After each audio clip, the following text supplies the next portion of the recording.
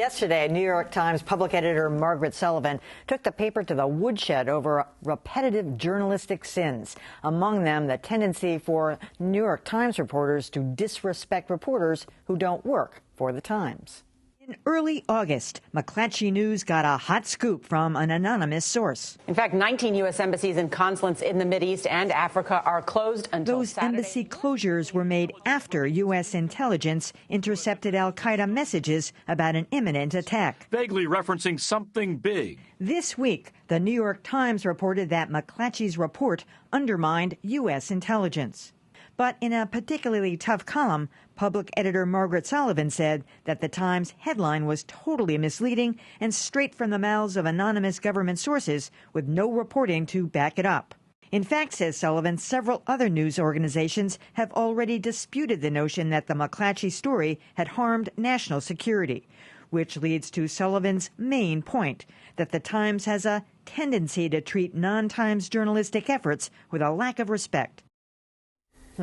Yeah, there's a couple of times where they've called reporters, dismissed them as bloggers or activists when they've actually done some real reporting. But this whole thing, and by the way, the editor of the of that piece admitted that the headline was wrong, apologized for it, and took blame and responsibility for it at the same time. But it seemed like the two writers, both named Schmidt, they must be brothers, had some kind of agenda in the first place over writing that story about how U.S. intelligence was compromised. But well, you know, I mean, I think Margaret Sullivan is a great public editor. I think they should make her public editor for life.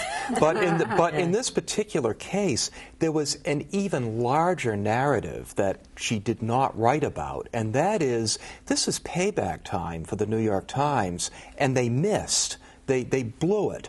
Right. But it was McClatchy, you know, a couple ownership changes back when it was Knight Ridder, that did by far the best reporting on the fact that Iraq actually did not have weapons of mass destruction before the run-up to the war, to our war in Iraq. And the New York Times, in the person of Judith Miller in particular, were the principal media cheerleaders for the idea that Saddam Hussein had these weapons and that therefore the invasion of Iraq was justified. So McClatchy, now as it's now known, has continued to be very skeptical, very tough, and in this case, you know, wrote about an intelligence operation. And I'm sure that people at the New York Times were just giddy to be able to go after McClatchy on something like this. But Greg Mitchell and Michael Calderone and others have pointed out that there really wasn't any substance to thinking that their reporting had done the kind of damage that the New York Times alleged.